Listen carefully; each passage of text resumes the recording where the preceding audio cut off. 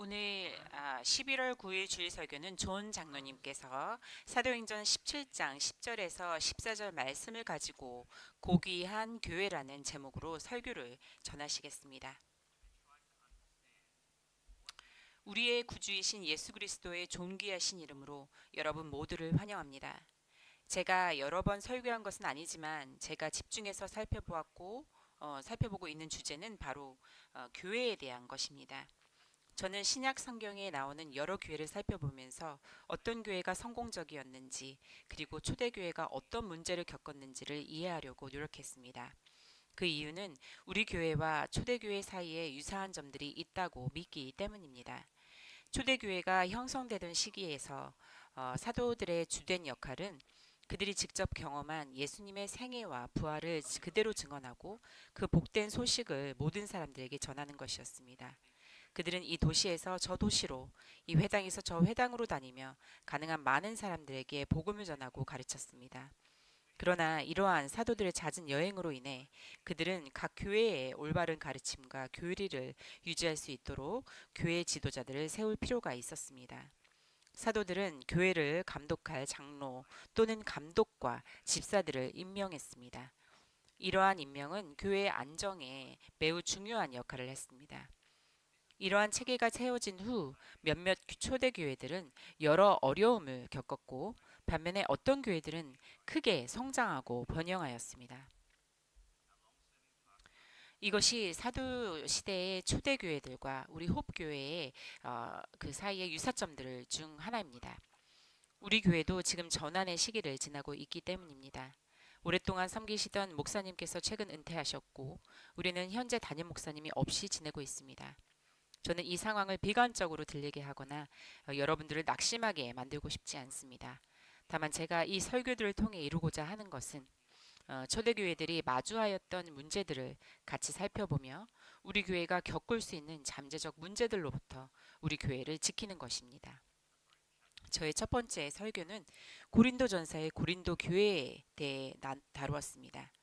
2024년 마지막 주일에 있었던 제 설교를 듣지 못한 분들을 위해 잠시 요약하겠습니다.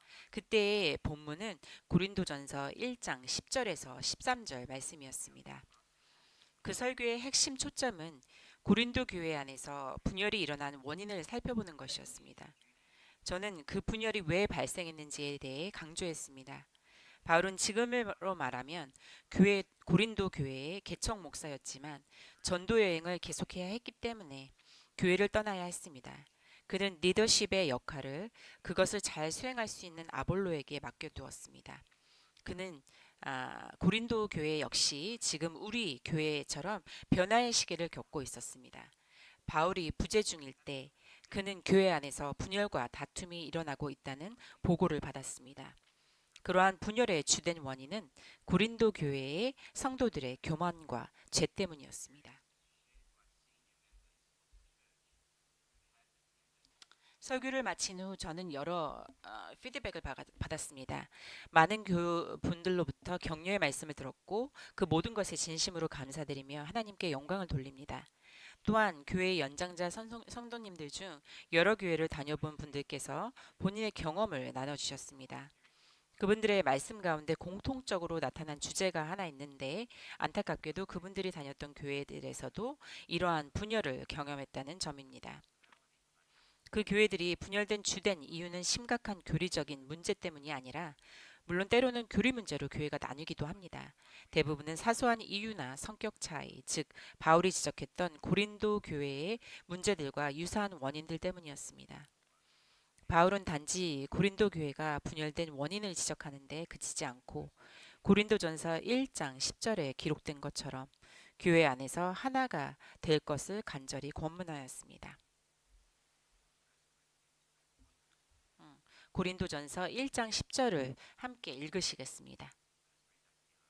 함께 읽으시겠습니다. 10절 형제들아 내가 우리 주 예수 그리스도의 이름으로 너희를 권하노니 모두가 같은 말을 하고 너희 가운데 분쟁이 없이 같은 마음과 같은 뜻으로 온전히 합하라. 아멘. 이 설교에서 저는 교회를 분열시키는 요인들에 초점을 맞추고 있었습니다. 그래서 그때 다루지 못했던 부분이 하나 있었는데 바로 좋은 교회 혹은 하나된 교회가 갖는 특징이 무엇인지에 대한 부분입니다. 고린도전서 1장 10절에서 바울은 단순히 고린도 교인들에게 나뉘지 말라고만 한 것이 아니라 그들에게 같은 말을 하고 같은 마음을 품고 같은 뜻을 가지라고 명확하게 권면하고 있습니다. 여러분도 성경에서 반복되는 단어의 중요성에 대해 들어보셨을 것입니다. 특히 한 구절 안에서 같은 단어가 반복될 때 그것은 강조의 의미를 지닙니다. 이 구절에서도 같은이라는 단어가 반복되어 사용되고 있습니다. 바울은 문자 그대로 모두가 같이 되기를 원했던 것입니다. 그렇다면 이것이 우리가 말하는 것, 생각하는 것, 행동하는 모든 면에서 완전히 같아야 한다는 의미일까요? 물론 그렇지 않습니다. 우리 모두는 서로 다른 배경과 경험을 가진 사람들이라는 것을 잘 알고 있습니다. 그렇다면 이 서로 다른 존재이면서도 하나가 되어야 한다는 두 가지 개념을 어떻게 조화시킬 수 있을까요? 그리고 바울이 칭찬하고 본보기로 삼았던 교회들 중에서 우리가 배울 만한 교회가 있다면 그 교회를 통해 서로 다르지만 하나된 교회의 모습을 살펴볼 수 있을 것입니다. 이러한 이유로 오늘 우리는 사도행전 17장 10절에서 또 14절의 말씀을 함께 살펴보려고 합니다. 이 말씀은 바울이 칭찬했던 교회의 한 예를 보여줍니다. 사도행전 17장 10절에는 이렇게 기록되어 있습니다. 10절에 밤에 형제들이 곧 바울과 실라를 베레아로 보내니 그들이 이르러 유대인의 회당에 들어가니라. 아멘. 이 구절을 읽어보면 마치 액션 영화의 한 장면처럼 느껴집니다. 여기서 말하는 형제들은 누구였을까? 왜 바울과 실라를 즉시 떠나게 해야 했을까? 그들이 서로 베레아로 가기 전에 어디에 있었을까? 이러한 질문들이 떠오를 것입니다. 이 부분은 제가 두 번째 설교에서 다뤘던 내용으로 그때 우리는 바울과 실라가 데살로니가에서 왔다는 것을 배웠습니다. 그들은 분노한 무리들이 바울과 실라를 박해하고 해치려 했기 때문에 밤중에 급히 피신시켜야 했습니다. 그래서 약 70에서 80km 떨어진 서쪽의 베레아로 피하게 되었습니다. 이 베레아라는 도시는 데살로니가와는 매우 다른 곳이었습니다. 데살로니가는 그 지역의 주요 도시로 인구가 수십만 명에 달했습니다. 당시에 이 도시는 무역과 상업의 중심지로 매우 중요한 곳이었는데 세 개의 강이 도시를 지나 에게해로 흘러 들어가는 지점에 위치해 있었기 때문입니다. 항구 도시였던 데살로니가는 강력한 요새로 둘러싸여 있었으며 군사 기지로서는 매우 전략적인 역할을 했습니다. 이에 비해 베레아는 훨씬 작은 도시로 인구는 약 6천 명 정도로 추정됩니다. 현재 그리스의 베로이아라는 도시가 있는데 바로 그 베레아로 알려져 있습니다. 베레아는 외진 도시로 여겨졌는데 그 이유는 당시 주요 도로와 통로였던 에디나티아 가도에서 벗어난 곳에 위치해 있었기 때문입니다. 비록 규모는 작았지만 주변 산맥과 아름다운 정원들 덕분에 매우 매력적인 도시로 평가받았습니다. 또한 이곳은 귀족, 부유층, 군 장교들 그리고 정치 종교 지도자들이 거주하던 도시로 알려져 있습니다. 바울은 베레아 도시에 들어가서 평소처럼 회당에 들어갔습니다. 그의 목적은 예수 그리스도에 대해 전파하는 것이었습니다. 그렇다면 베레아 성도들은 바울과 그의 가르침을 어떻게 받아들였을까요? 11절에서 바울은 데살로니가 사람들과 베레아 사람들을 비교하며 베레아 사람들을 노블, 고귀하다라고 표현하였습니다. 노블이라는 단어는 문자 그대로 귀족 출신, 신분이 높은 을 의미합니다. 즉, 이들은 사회적 지위가 높고 중요한 사람들이었을 가능성이 큽니다. 바울은 베레아 성도들이 데살로니가 성도들보다 더 고귀하였다고 평가하였는데 이는 아마도 그들의 사회적 지위와 신분 배경 때문일 수도 있습니다. 제가 이 의견에 대한 몇 가지 생각을 나중에 설교에서 다루겠지만 지금 제가 강조하고 싶은 것은 바울이 이렇게 칭찬할 만큼 그들이 보여준 특징입니다. 음. 먼저 베레아 사람들이 바울의 가르침에 어떻게 반응했는지 11절에서 언급하고 있습니다.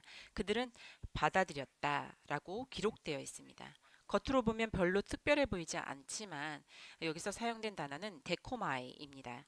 이 단어는 의도적이고 기꺼이 받아들이다, 친절하게 받아들이다, 다른 사람이 가져온 것을 자신에게 받아들이다라는 의미를 갖습니다.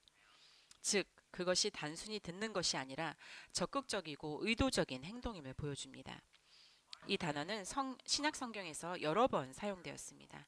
예를 들어 마태복음 18장 5절, 10장 4절, 누가복음 18장 8장 13절, 사도행전 8장 14절, 그리고 사도행전 17장 1절 등에서 찾아볼 수 있습니다.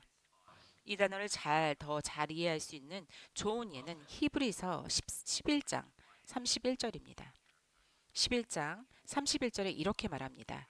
믿음으로 기생 라합은 정탐꾼을 평안히 영접하였으므로 순종하지 아니한 자와 함께 멸망하지 아니하였도다. 아멘. 이 본문은 우리가 잘 아는 주일학교 이야기, 즉 여호수아가 여리고성에 정탐꾼들을 보낸 사건을 떠올리게 합니다. 정탐꾼들이 적들로 둘러싸인 여리고성 안에 잠입했을 때, 그리고 여리고 왕은 그들을 체포하라는 명령을 내렸습니다.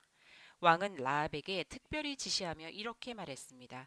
여호수아 2장 3절에서 기록된 대로 여리고 왕이 라합에게 사람을 보내어 이르되 내게로 와서 내 집에 들어간 사람들을 끌어내라. 그들이 이 온 땅을 탐지하러 왔느니라. 아멘. 라합은 여리고 왕의 명령대로 정탐꾼들을 왕에게 넘기지 않았습니다. 오히려 그녀는 그들을 받아들여 집으로 들였고 그들이 해를 입지 않도록 보호했습니다.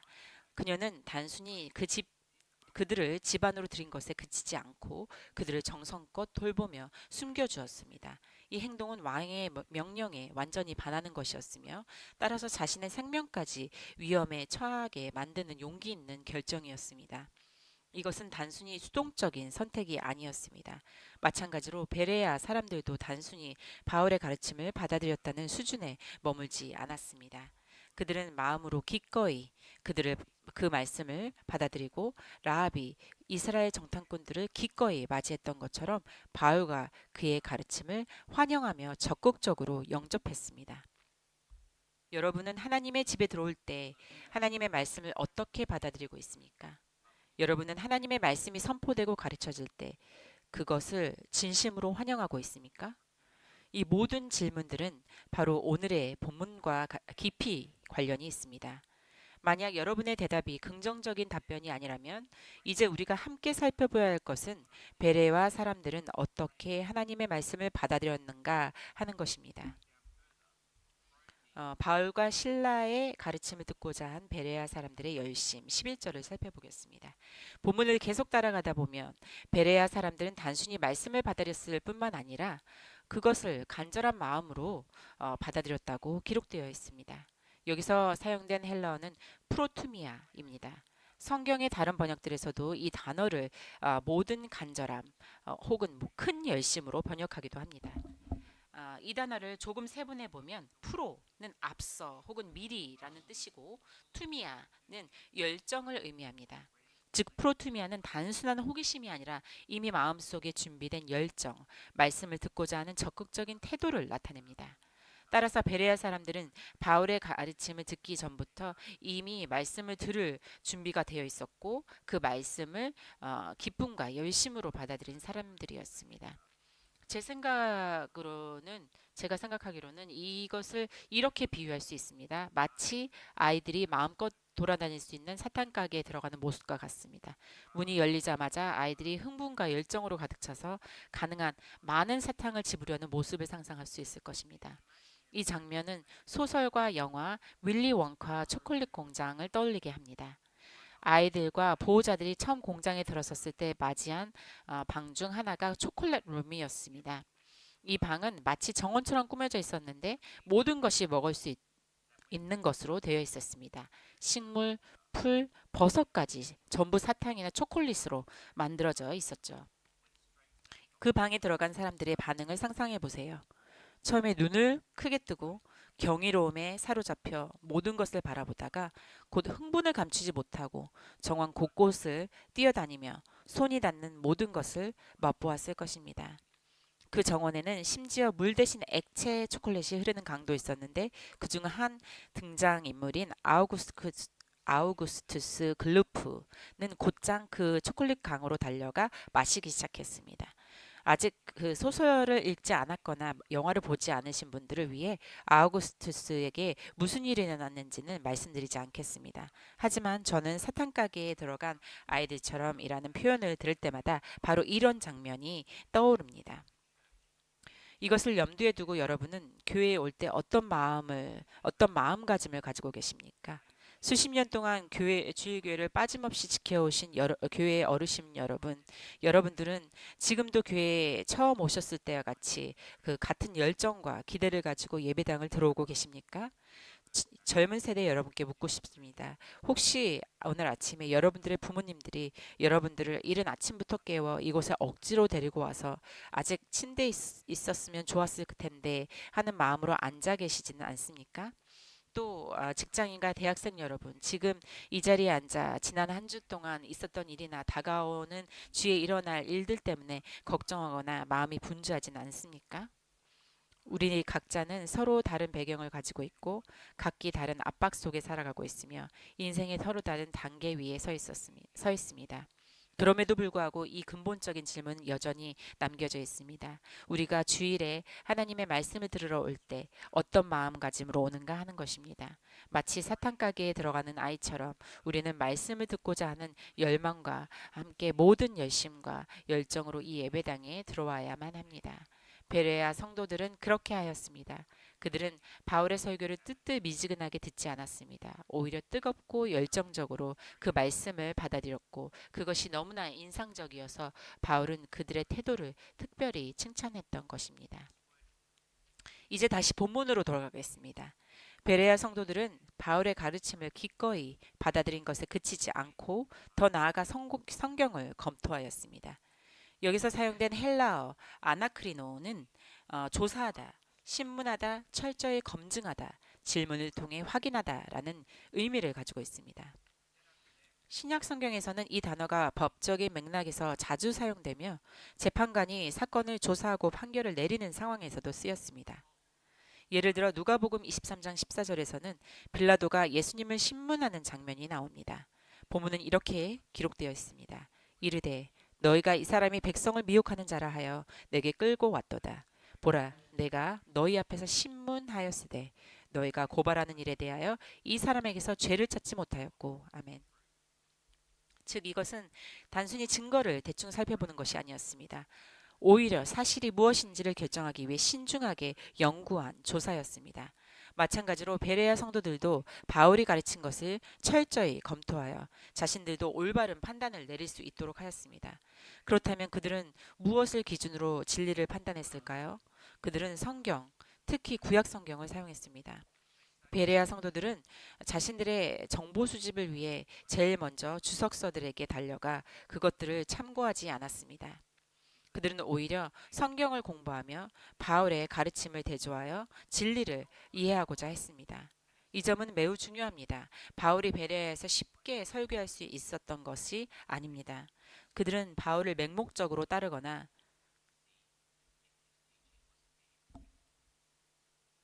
그가 전한 모든 것을 그저 그대로 받아들이지 않았습니다. 오히려 바울이 가르칠 때마다 그 가르침이 성경과 일치하는지 철저히 검토했습니다. 그들은 자신이 듣는 것이 성경과 부합한 것인지 확인했습니다. 저는 바울이 베레아에서 이러한 검증 과정으로 도전받았을 가능성이 있음을 의심하지 않습니다. 하지만 바울은 베레아 성도들의 철저한 검증을 환영하고 이를 승인하며 이를 칭찬했습니다. 그는 이것이 다른 도시의 성도들과 비교할 때 베레아 성도들의 탁월한 분별력임을 인정했습니다. 바울은 그들의 이러한 실천을 높이 평가했습니다.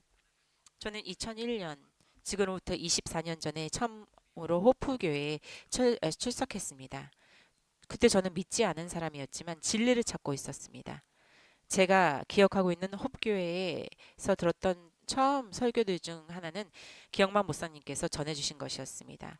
솔직히 말씀드리면 정확한 성경 구절은 기억나지 않지만 목사님께서 홉교회 회중 전체에게 맹목적으로 자신을 믿지 말라고 설교하셨던 것이 또렷하게 기억납니다. 목사님은 성도들에게 자신이나 다른 사람들의 설교를 절대적 진리로 받아들이지 말고 강단에서 전하는 말씀을 성경과 대조하며 분별하라고 권면하셨습니다. 그때 저는 성경에 대해 아는 것이 거의 없었지만 그 주일 강단에서 들은 말씀은 지금까지도 제 마음에 남아 있습니다. 제가 생각하기에 목사님께서 우리에게 바라신 것은 바로 바울이 이 본문에서 칭찬한 베레아 성도님들처럼 되라는 것이었습니다. 모든 사람, 심지어 바울조차도 완전하지 않기 때문에 우리는 설교를 주의 깊게 듣는 것에 그치지 않고 그 말씀을 소화하며 강단에서 전해지는 내용이 성경과 일치하는 것인지 확인할 필요가 있습니다. 제가 관련된 구체적인 예를 하나 들 수 있습니다. 몇 달 전 오늘 본문 이전에 사도행전 17장 1절에서 10절을 중심으로 설교를 한 적이 있습니다. 간단히 요약하면 바울과 실라는 데살로니가에 있었고 그들은 소요를 일으키고 도시 안에 분쟁을 조장했다는 혐의를 받았습니다. 기억하고 계시지요? 당시 데살로니가는 로마의 점령하에 있었고 로마인들은 어떠한 반대나 반란도 매우 엄격하게 다루었습니다. 그래서 유대인들은 바울과 실라에게 강력하고 설득력 있는 혐의를 제기했다고 생각했습니다. 저는 이 설교를 전하며 바울의 두 번째 전도 여행 당시에 로마 황제가 율리우스 카이사르라고 말하였습니다. 그러나 그 설교 이후 교회 성도님들 중 두 분이 다가 매우 공손하게 그때 로마 황제는 율리우스 카이사르가 아니었다고 전해주셨습니다. 실제로 그 시기의 황제는 클라우디우스 카이사르로 대략 서기 41년에서 54년까지 통치했으며 바로 바울의 두 번째 선교 여행 시기와 일치한다고 하셨습니다. 이 자리에서 공개적으로 사과드립니다. 제가 틀린 정보를 말씀드린 점 사과드리며 또한 이를 알려주신 성도님들께도 감사의 말씀을 드립니다. 제가 그중 한 분에게 어떻게 클라우디우스가 황제였다는 것을 알았는가라고 물었습니다. 그분은 역사를 열심히 공부한 덕분에 이 사실을 알고 있었다고 답하셨습니다. 그 사실을 알고 있는 것을 보고 정말 감탄했습니다. 비록 제가 실수를 한 것에 대해 진심으로 사과드리지만 다행히 교리적인 오류를 범하지는 않았습니다. 그러나 생각해보면 만약 누군가가 강단에서 교리적 오류를 범했을 때 우리는 이를 식별할 수 있을까요? 베레아 성도님들은 이를 할 수 있었습니다. 그들은 말씀을 철저히 매일 꾸준히 살피면서 바울의 가르침이 성경과 일치하는지 확인했기 때문입니다. 사도행전 17장 11절 마지막 부분에도 이렇게 기록되었습니다. 이것이 그러한가 하여 날마다 성경을 상고함으로 아멘.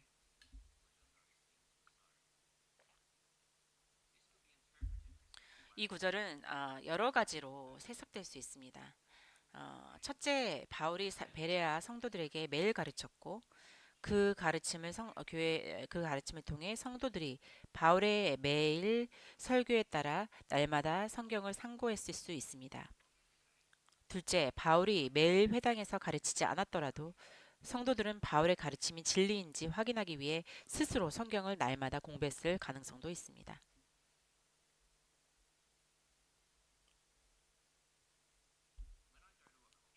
제가 일 때문에 컨퍼런스에 갈 때는 보통 현지 통화로 현금을 환전합니다. 미국에서 열린 한 컨퍼런스에 갔을 때도 비록 카드를 주로 사용했겠지만 과거에 제 카드를 인식하지 못한 경우가 있어서 미리 미국 달러 현금을 준비해 갔습니다. 환전을 하면서 대부분 새 지폐를 받게 되는데 저도 몇 장의 새 100달러, 100달러 지폐를 받았습니다. 컨퍼런스에서 음식을 구매할 때 새 100불 지폐를 꺼내 계산원에게 건넸습니다. 미국도 호주처럼 점점 현금 사용이 줄어드는 사회가 되고 있어서 계산원은 지폐를 약간 의심스러운 눈길로 살펴보았습니다. 지폐를 들어 빛에 이렇게 비춰서 확인하거든요.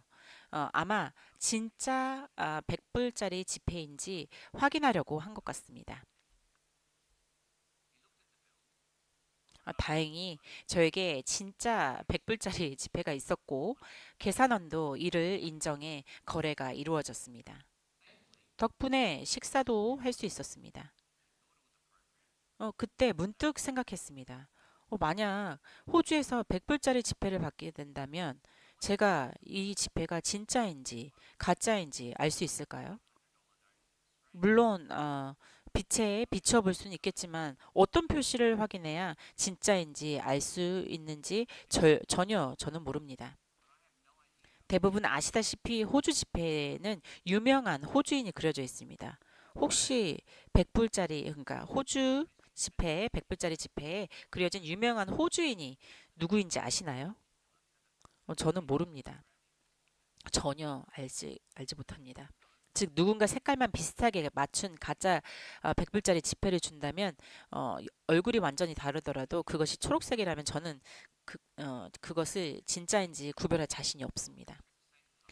하지만 만약 진짜와 가짜 지폐를 구분하는 방법에 대해 적절한 훈련을 받고 배운 내용을 숙달하고 정기적으로 다양한 지폐를 확인하며 원래 훈련을 참조한다면 점점 더 진짜와 가짜를 구분하는 능력이 그 구분하는 능력이 향상될 것입니다. 이 과정을 반복할수록 저의 실력은 더욱 좋아질 것입니다. 이 비유를 베레아 성도들에게 적용하자면 우리가 진짜 지폐를 구분하는 훈련을 받는 것과 같이 성경과 말씀이 우리가 분별할 수 있는 기준이 됩니다.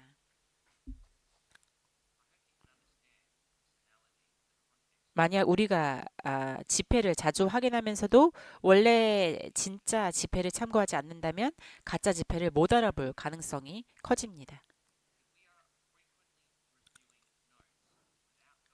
여러분, 이 비교하는 의미를 잘 이해하고 계십니까? 반대로 항상 기본, 즉 진짜 지폐를 기준으로 점검한다면 가짜 지폐를 놓칠 가능성은 훨씬 줄어들게 됩니다. 또한 올바른 절차로 더 많은 지폐를 반복해서 확인하면 더 능숙하게 가짜를 식별할 수 있습니다. 이와 마찬가지로 설교를 들을 때에도 무조건 믿지 말고 성경으로 확인해야 합니다. 성경 말씀을 참조하면 할수록 진리와 거짓을 분별하는 능력이 향상됩니다. 즉 설교와 성경 공부를 정기적으로 참석하는 것뿐만 아니라 물론 저는 이걸 강력하게 권합니다. 항상 성경으로 직접 확인하는 개인적인 책임이 필요합니다. 많은 분이 충분히 그렇게 하지 않는 것 같습니다. 오늘 이 말씀을 통해 도전으로 받아들이시기를 바랍니다.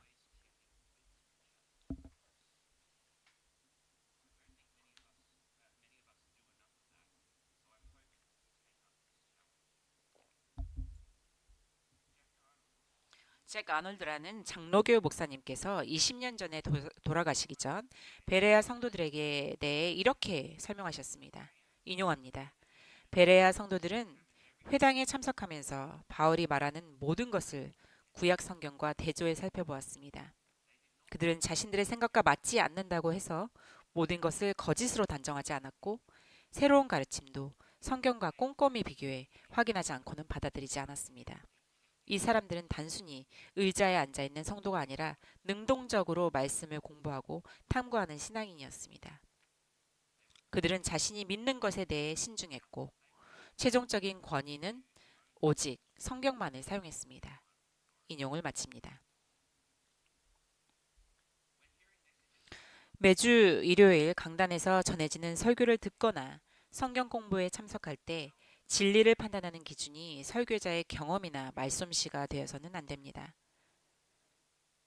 설교자가 얼마나 유창하게 잘 말하는지도 기준이 될 수 없습니다. 진리를 판단하는 최종적인 권위는 오직 하나님의 거룩한 말씀, 성경이어야 합니다.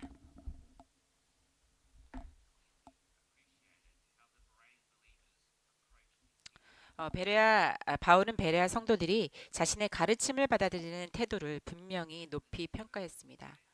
그렇다면 그것이 실제로 어떤 열매를 맺었을까요? 다음 구절을 보면 알 수 있습니다. 그 중에 믿는 사람이 많고 또 헬라의 귀부인과 남자가 적지 아니하나 사도행전 17장 12절 말씀입니다. 이것은 데살로니가 유대인들과 베레아 유대인들 사이의 큰 차이점 중 하나입니다. 바울이 데살로니가 회당에 들어가 예수 그리스도를 전했을 때 사도행전 17장 4절에 따르면 일부만이 믿었다고 하였습니다. 반면 베레아에서는 많은 유대인들이 믿게 되었고 심지어 많은 이방인들도 믿음에 이르게 되었습니다. 왜 이런 차이가 나타났을까요? 사도행전 17장 12절의 첫 단어를 보면 그리하여라는 결론을 나타내는 말이 사용되어 이전 구절에서 설명된 내용과 연결됩니다. 즉 이번 설교에서 말씀드린 베레아 성도들의 태도와 행동이 많은 사람들이 믿음에 이르게 한 결과라고 합리적으로 결론 지을 수 있습니다.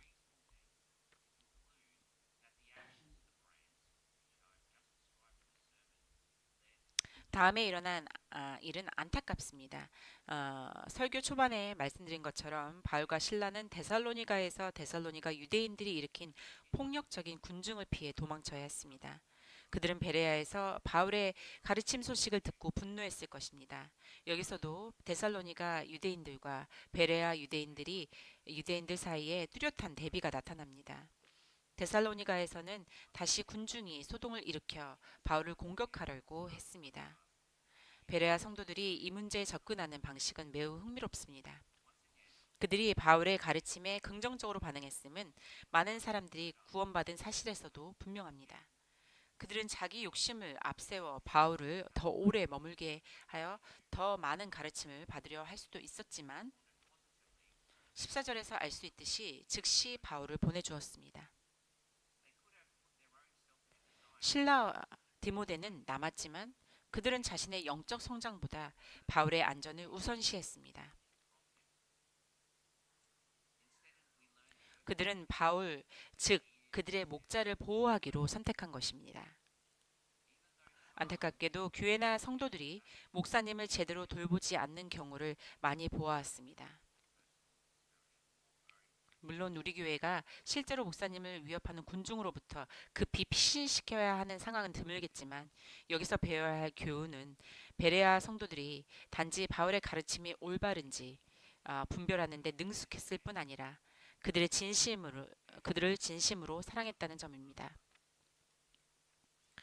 바울 개인의 안전이 위협받는 상황에서도 그들은 자신에게 손해가 되더라도 자신의 목사님을 보호하기 위해 최선을 다했습니다.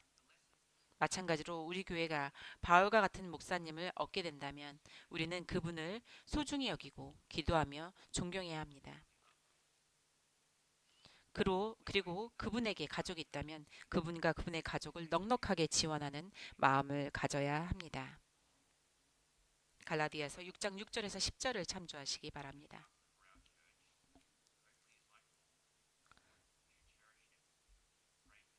고기안이란 노블이라는 베레아 사람들의 의미에 대해서 한번 나눠보도록 하겠습니다.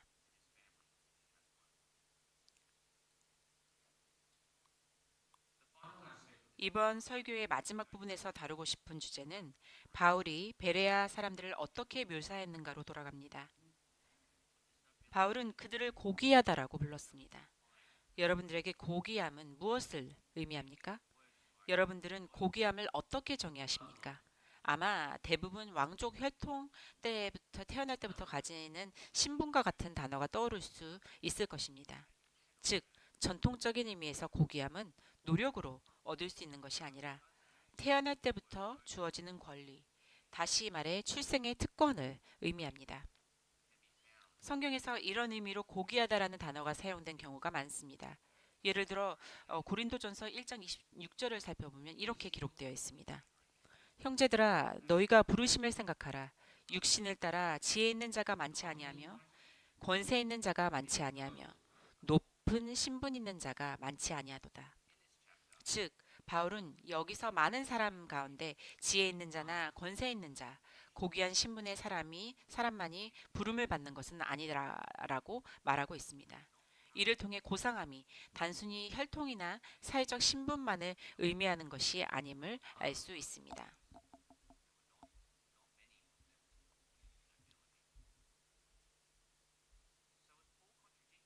이 장에서 바울은 고린도 교회의 성도들을 살펴보며 회중 안에 있는 사람들을 강조하고 있습니다.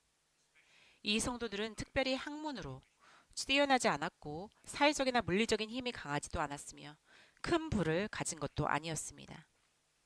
그리고 이 구절의 마지막 부분에서도 보듯이 귀족 출신으로 태어난 사람들도 아니었습니다. 그렇다면 바울이 고린도 성도들에게는 고귀한 성도들이 많지 않다고 하면서 베레아 성도들을 고귀하다라고 한 것이 무슨 일까요? 특히 두 구절에서 사용된 그리스어 노블이라는 동일한 단어임을 고려하면 그런 것 같아 보이기도 합니다. 그러나 저는 그렇지 않다고 봅니다. 고린도전서에서 사용된 노블이라는 문자 그대로 높은 출신, 귀족, 혈통을 의미합니다. 즉 바울은 고린도 교회 안에 귀족 출신 성도가 많지 않다는 것을 말하고 있는 것입니다. 반면 사도행전 17장 11절에서의 노블은 출생이나 혈통의 맥락이 아니라 오히려 고상한 마음가짐과 성품을 가진 사람을 의미합니다. 11절의 나머지 부분에서 바울이 설명하는 것은 진정으로 고상함을 갖추기 위해 필요한 성품과 태도입니다. 따라서 여기서 말하는 고귀함은 출생이나 부모, 배경과는 무관하므로 베레아 성도의 경우에는 믿음 안에서 성품이 강하고 하나님 말씀을 올바르게 받아들이는 개인적 성품을 강조하는 것입니다. 결론을 맺겠습니다. 오늘 이 말씀을 통해 우리는 바울이 베레아로 갔을 때 그의 사역을 통해 전하는 말을 들었던 베레아 사람들에 대해 배웠습니다. 바울이 베레아의 접근한 방식은 그가 두 번째 전도 여행 중 만난 다른 도시들과 다르지 않았습니다. 그의 관례대로 바울이 가장 먼저 한 일은 그곳의 회당에 들어가 복음을 전하고 가르치는 것이었습니다. 그럼에도 불구하고 바울은 베레아 사람들을 고귀하다라고 표현했습니다. 그들 중 일부는 바울이 섬겼던 다른 사람들에 비해 사회적 지위가 높았을 수도 있습니다. 하지만 중요한 것은 바울이 그들의 신분 때문에 감명을 받은 것이 아니라 그들이 바울의 사역에 접근하는 태도 때문이었습니다. 11절을 보면 마치 각 요소가 하나의 구조를 이루는 건축 블록처럼 단계적으로 설명되고 있습니다. 바울의 가르침을 들은 후 그들은 적극적으로 말씀을 받아들였습니다. 단순히 말씀을 받아들이는데 그치지 않고 큰 열정과 간절함으로 말씀을 받아들였습니다. 그뿐만 아니라 그들은 바울의 가르침을 그저 무작정 따르지 않고 그 가르침을 구약 성경과 대조하여 검증했습니다. 즉 바울이 전한 것이 진리이며 성경과 일치하는지 확인했던 것입니다. 그들은 성경이 권위이며 판단의 기준임을 인정했습니다. 더 나아가 그들은 매일 성경을 상고하며 바울의 가르침을 자신의 마음속에 굳게 새겼습니다. 그 결과 그들은 옳고 그름, 진리와 거짓을 분별할 수 있는 능력을 갖추게 되었습니다. 이러한 접근 방식은 개인적으로 많은 영혼이 구원받는 열매를 맺게 했을 뿐만 아니라 교회 공동체로서도 바울이 안전하게 보호받고 돌봄을 받는 행동적 결과를 가져왔습니다. 저는 우리 교회가 특히 지금과 같은 상황에서 베레아 성도들의 본을 따라갈 수 있기를 소망합니다. 매주 주일 예배와 성경 공부 시간에 전해지는 말씀을 올바르게 분별하고 지킬 수 있는 능력을 갖추는 것이 더욱 중요합니다. 또한 이렇게 함으로써 교회 공동체로서 우리의 믿음이 함께 강화될 수 있다고 생각합니다. 저는 여전히 하나님께서 우리에게 목사님을 보내주실 것이라고 믿고 있습니다. 언제가 될지는 모르지만 알 수 없지만 저는 계속 기도하며 기다리고 있습니다.